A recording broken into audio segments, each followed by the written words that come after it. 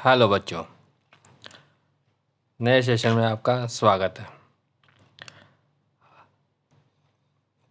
11th का 11th standard आपको एक नई ऊंचाइयों पर चढ़ाने का एक बेस है। इसे अगर आपके कंसेप्ट क्लियर होंगे तभी आपको आगे जाके कठिनाइयों का सामना नहीं करना पड़ेगा। बेसिक अकाउंट्स एक आपके लिए एक नया सब्जेक्ट है जिसके आपको कंसेप्ट समझने बहुत ज़रूरी हैं। तो मैं आपके लिए कुछ अकाउंट्स के बेसिक कंसेप्ट लेके आया हूँ जो कि बहुत इम्पोर्टेंट है और ये आपके कंसेप्ट को क्लियर करेंगे। तो अब शुरू करते हैं चैप्टर 1 का इंट्रोडक्शन टू अकाउंटिंग। तो आप मेरे साथ इसे नोट करते जाइए, मैं आपको इसको सारा समझाऊंगा। तो लिखिए, accounting is a business of language. हम अकाउंट्स को किस लैंग्वेज से जानते हैं? ये अकाउंट्स की एक लैंग्वेज होती है जिससे हम अपने कंसेप्ट को क्लियर कर सकते हैं। Accounting is the art of recording, classifying and summarizing in a significant manner and in terms of money, transactions and events which are, in part at least, of a financial character and interpreting the results thereof। ये एक definitions है जो कि अक्सर school में exams में पूछ ली जाती है 1 मार्क की। हम इस डेफिनेशन को आपको क्लियर कराते हैं कि ये अकाउंट्स फंडामेंटल पे कैसे काम करती है। इसको क्लियर करने के लिए हमने एक कोड बनाया है इसका, जो है कि IMRCSAC। यहाँ ये जो कोड है इसको आप अच्छी तरह से लर्न कर लो, याद कर लो कि इसी प्रोसेस के साथ हमें अकाउंट्स को डेवलप करना है, अपना बेस को सॉलिड करना है। तो इसको 1 बाय 1 कैरेक्टर से हम इसको डिफ़ाइन करेंगे ताकि आपको ये कोड समझ आ जाए अच्छी तरह से। I stand for identification of financial transaction and event. कि हमें सबसे पहले ये पता होना चाहिए कि हम जो ट्रांजैक्शन कर रहे हैं क्या वो बिजनेस से रिलेटेड है या नहीं। सपोज कोई फैक्ट्री का इलेक्ट्रिसिटी बिल आता है और एक घर का बिल आता है इलेक्ट्रिसिटी का, तो हमें यह पता होना चाहिए कि इलेक्ट्रिसिटी का ये जो बिल फैक्ट्री या ऑफिस या बिजनेस से रिलेटेड है, ये हमारी एक फाइनेंशियल ट्रांजेक्शन्स है। ऐसे और बहुत सी ट्रांजेक्शन्स होंगी जो कि हमें फाइंड आउट करनी होंगी कि हमारी ट्रांजेक्शन्स बिजनेस से रिलेटेड है। तो इससे मीन्स कि identify financial transaction and events, हमें इस चीज़ को ध्यान रख के आगे बढ़ना है। स्टार्टिंग पॉइंट हमारा यहीं से है। नंबर 2 है measurement in terms of money. M stand for measurement in terms of money. कि अकाउंट्स के अंदर किसी भी चीज़ की कोई वैल्यू नहीं है जब तक उसको हम मनी में ट्रांसफ़र नहीं करते हैं, एक्सचेंज नहीं करते। सपोज हमने स्टाफ रखा, उनसे हमने काम लिया, तो हम उसको कैसे अपनी अकाउंट्स बुक्स में शो करेंगे? हम उसे वेजेस दे रहे हैं, सैलरी दे रहे हैं, जो कि एक रुपीज़ की वैल्यू में होगी, तो हमें उसको कन्वर्ट करना होगा रुपीज़ में और वो वैल्यू हम अपनी अकाउंट्स बुक्स में शो करेंगे। तो मतलब कोई भी ट्रांजैक्शन हम करेंगे, किसी भी टाइप की ट्रांजैक्शन करेंगे, उसकी एक मॉनेटरी वैल्यू होनी चाहिए। Number 3 R stand for recording. अब एक फर्म में बहुत सारी एंट्रियाँ होती हैं, बहुत सारी ट्रांजैक्शंस होती हैं, तो हम हर ट्रांजैक्शंस हर चीज़ को रिकॉर्ड तो कर नहीं पाएंगे, तो ना उसे हम ध्यान में रख पाएंगे कि और कहाँ रिकॉर्ड करेंगे। उसके लिए हमें एक रिकॉर्ड बुक बनानी होती है। उस बुक को हम जनरल बुक कहते हैं, जिसमें हम अपनी सारी ट्रांजैक्शंस को नोट करते हैं।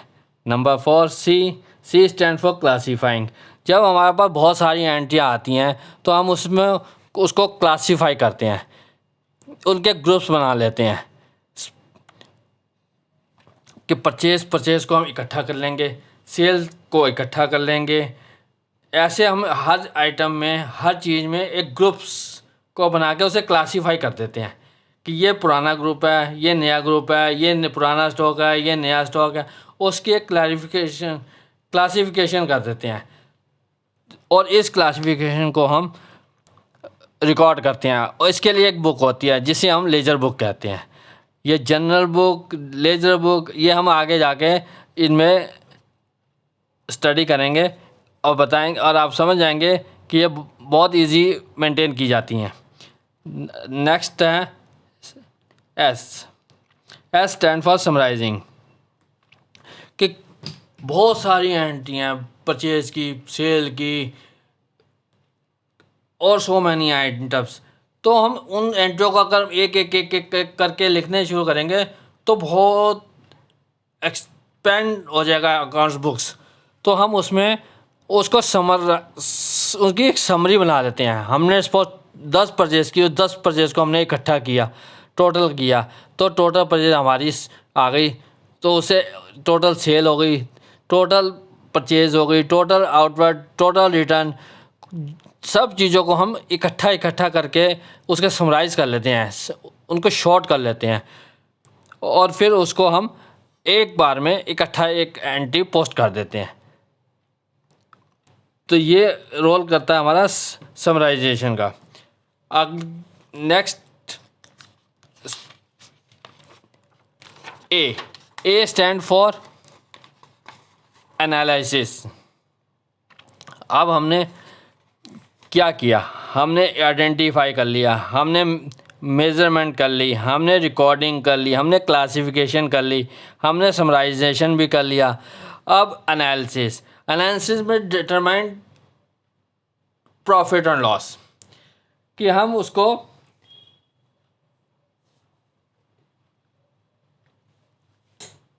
क्या हमने परचेज़ की, क्या हमने कितने की हमने परचेज़ की, कितने की हमने सेल की, क्या हमने उसमें से प्रॉफिट कमाया, या हमें कोई नुकसान हुआ।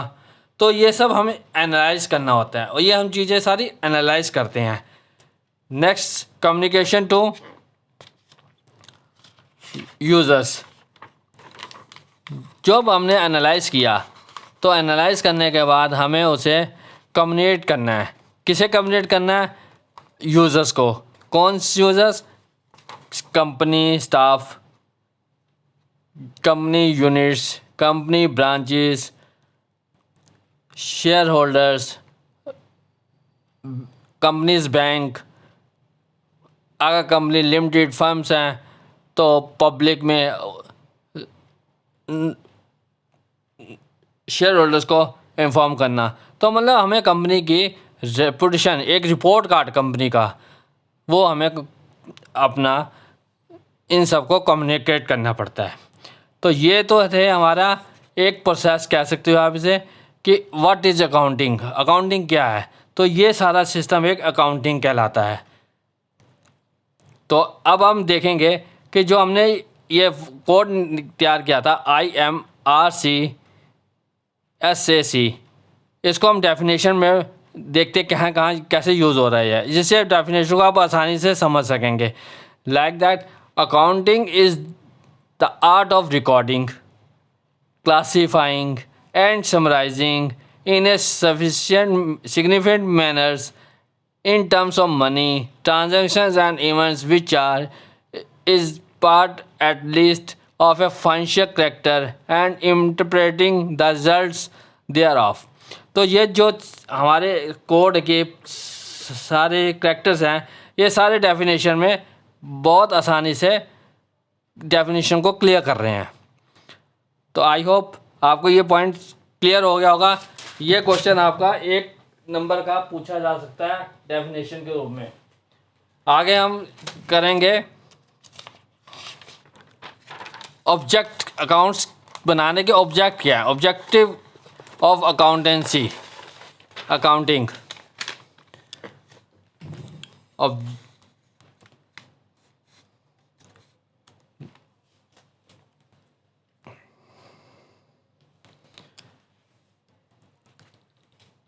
इसमें भी हम आपको कुछ चीज़ नोट कराते हैं, आप नोट करिए, फिर हम इसे डिटेल आगे स्टडी करते हैं, समझाते हैं।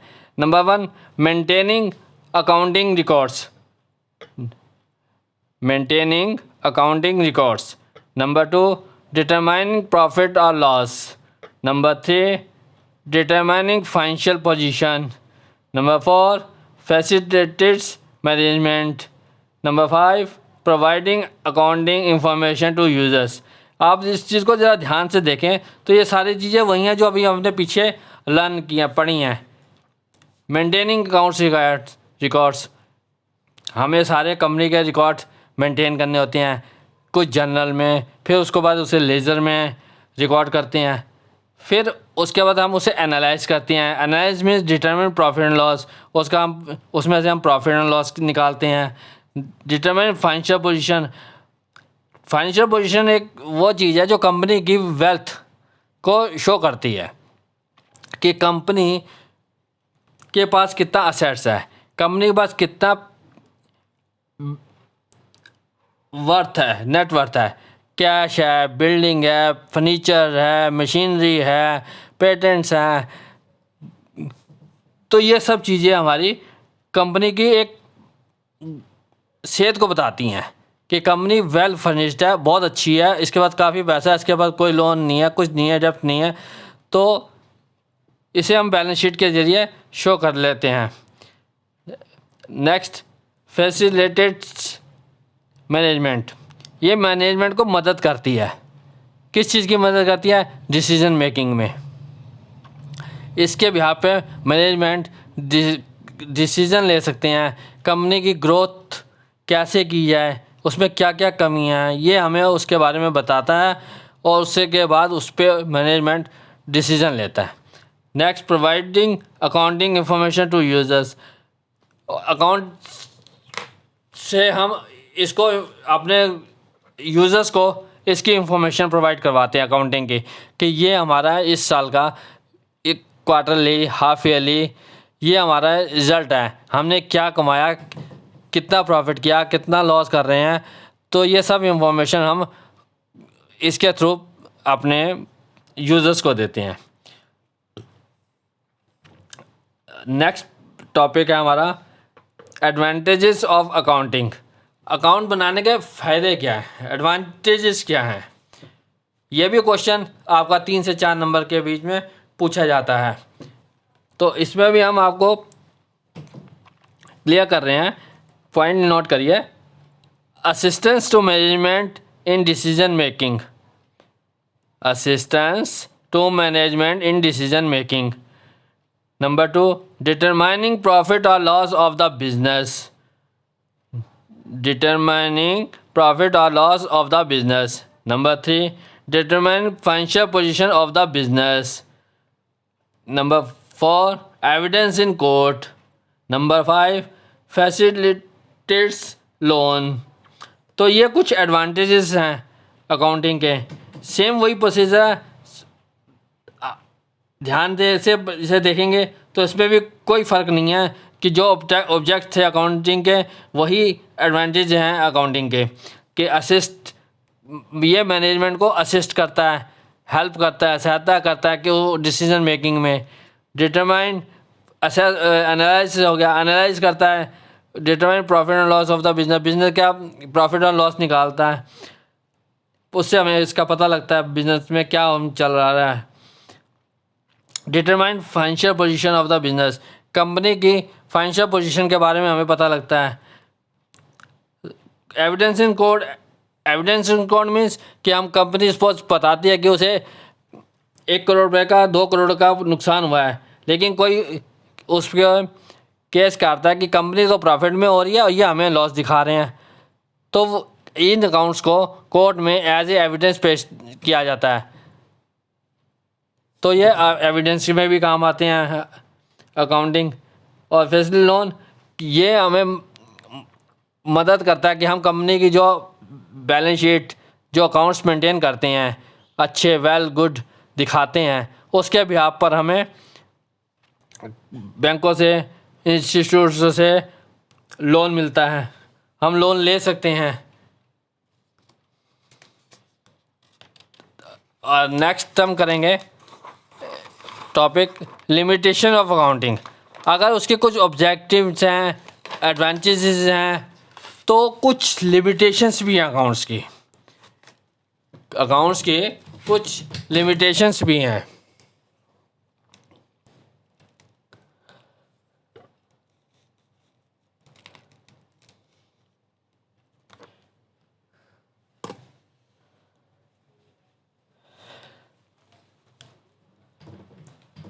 लिमिटेशंस क्या हैं कि accounting is not fully exact.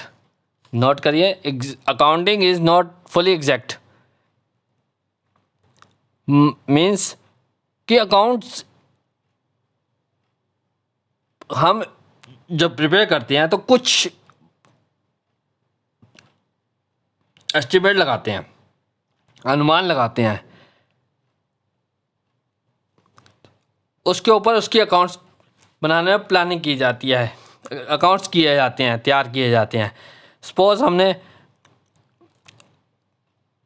आज 10,000 यूनिट की प्रोडक्शन की और हम ये मान के चलते हैं कि 10,000 पर यूनिट हम डेली की प्रोडक्शन कर रहे हैं, तो ये प्रोडक्शन हमारी 30 दिन चलेगी और हमें टोटल इतना अमाउंट, इतनी प्रोडक्शन हो जाएगी।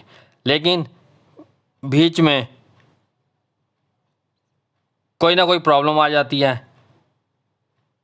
तो उस वजह से हमारा अनुमान गलत हो जाता है। या तो प्रोडक्शन कम हो सकती है थोड़ी सी, या हल्की सी बढ़ सकती है। तो ये प्रॉपर एक तरह से हम ये कह सकते हैं कि फुली एग्जैक्ट नहीं होती अकाउंटिंग। इसमें हम एस्टिमेट लेके चलते हैं साथ में। Number 2, according ignores qualitative elements.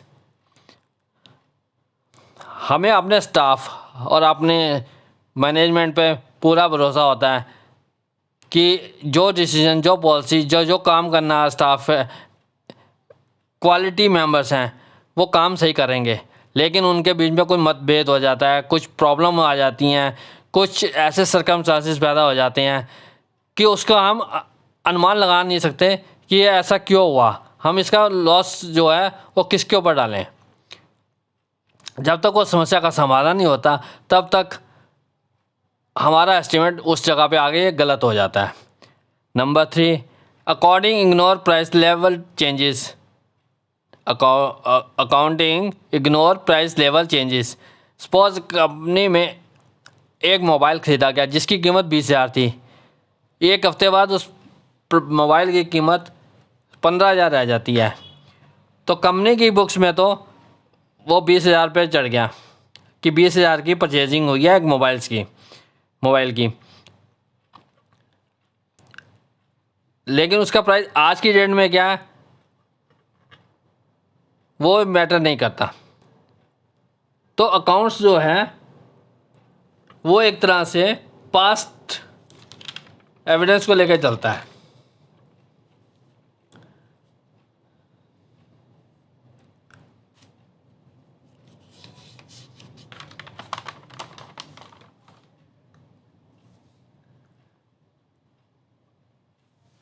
Accounts हमेशा हमें पास्ट दिखाता है। और विंडो ड्रेसिंग एक ऊपर का क्लीन पर्दा है जो ये दिखाता है कि कंपनी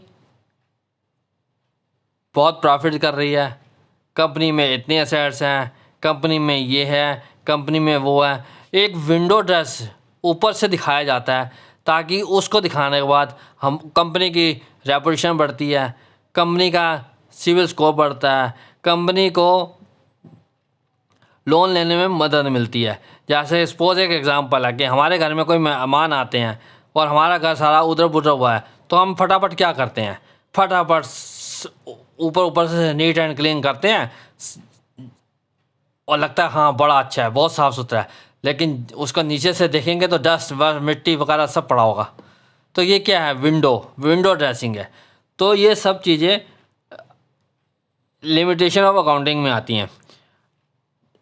तो अब तक हमने जो तैयार किया है वो total advantages of accounting, objective of accounting, limitation of accounting और व्हाट इज़ अकाउंटिंग और कोड, ये सब प्रोसेस हम जो अब तक करते आए हैं, ये सब एक बेसिक नॉलेज है अकाउंट्स की, बेसिक फंडामेंटल्स हैं, थ्योरी है, कंसेप्ट हैं। अगर ये क्लियर होंगे और आगे भी अभी कुछ काफ़ी कंसेप्ट और क्लियर होंगे तो हमें आगे न्यूमेरिकल करने में कोई दिक्कत परेशानी नहीं आएगी। अकाउंटिंग प्रोसेस क्या है? अकाउंटिंग प्रोसेस एक अगला टॉपिक है जो कि हम IMRC/SAC पर फार्मूले पर ही चलता है। उसको हम एक चार्ट के द्वारा भी दिखा सकते हैं। Identification of financial characters events, management in terms of money, recording in general books, classifying ledger books, summarising, analyse, communicating to users.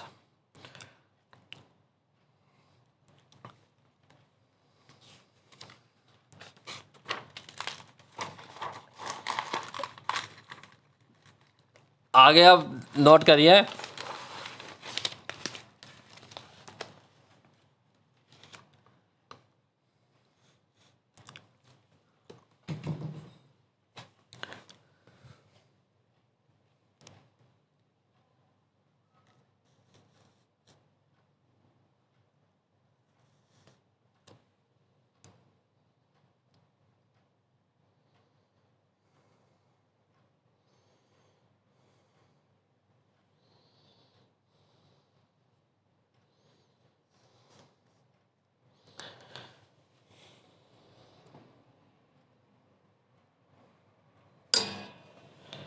Branches of accounting, account के ब्रांचेस, इसे हम 5 हिस्सों में डिवाइड करते हैं। Number 1 financial accounting, number 2 cost accounting, number 3 management accounting, number 4 social reporting accounting, number 5 human resource accounting. हमारे syllabus में, हमारे चैप्टर में 11th-12th के अंदर बेसिकली हमें सिर्फ 3 अकाउंटिंग को ध्यान देना है। Number 1 financial accounting, number 2 cost accounting, number 3 management accounting. तो इसके लिए मैं आपको इसके कुछ पॉइंट्स हैं जो क्लियर करा देता हूँ। Financial accounting, write down, it is that branch of accounting, it is that branch of accounting which records financial transactions and events to determine profit or loss of the business। Financial accounting में हम क्या करते हैं, हमारा main motive क्या है, determine of profit and loss calculate करना, जो कि हम 11th में पूरे बुक्स में यही करते हैं।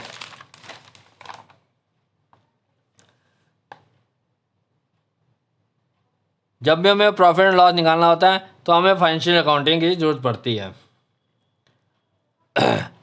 Number 2 cost accounting, this branch of accounting is concerned with ascertaining the cost of product and determining the price of product।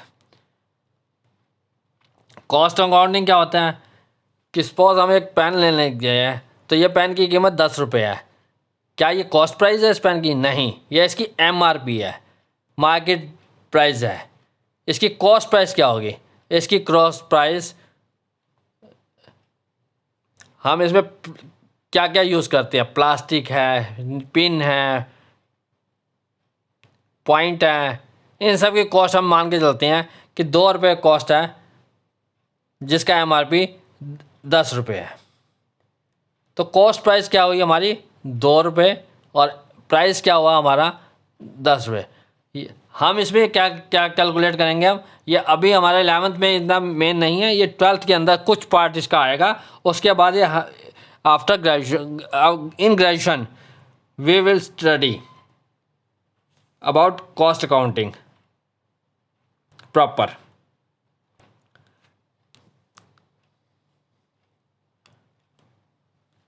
Next management accounting.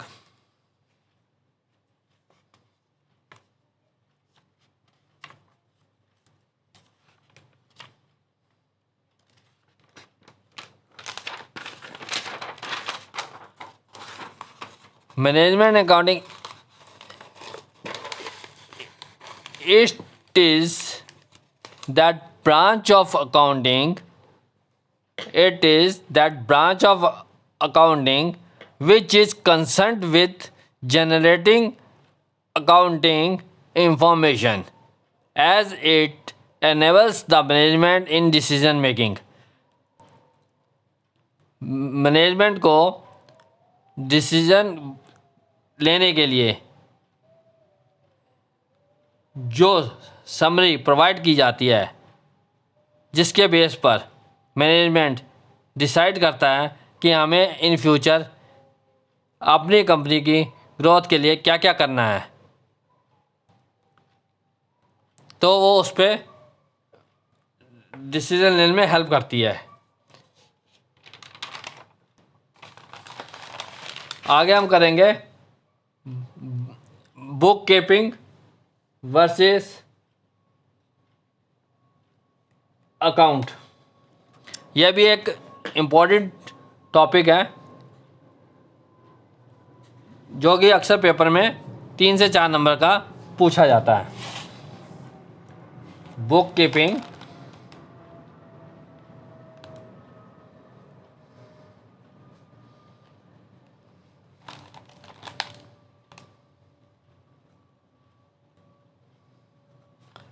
Versus account.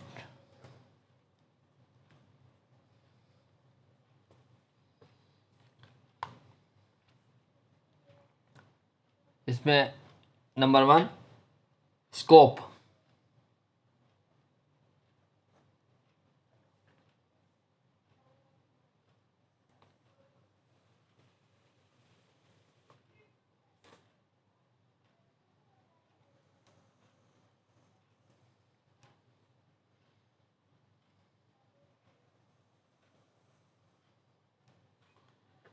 Bookkeeping involves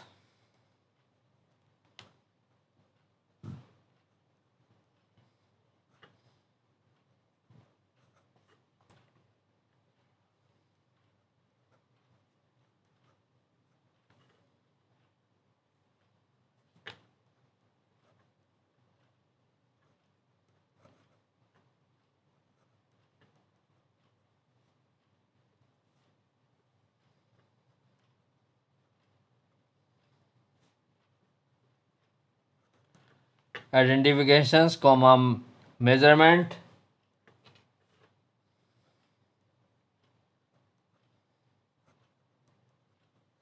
recording, and classifying.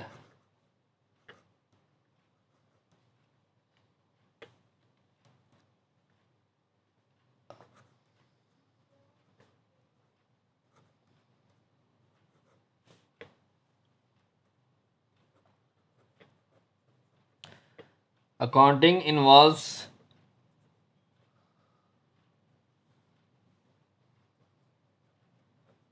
summarizing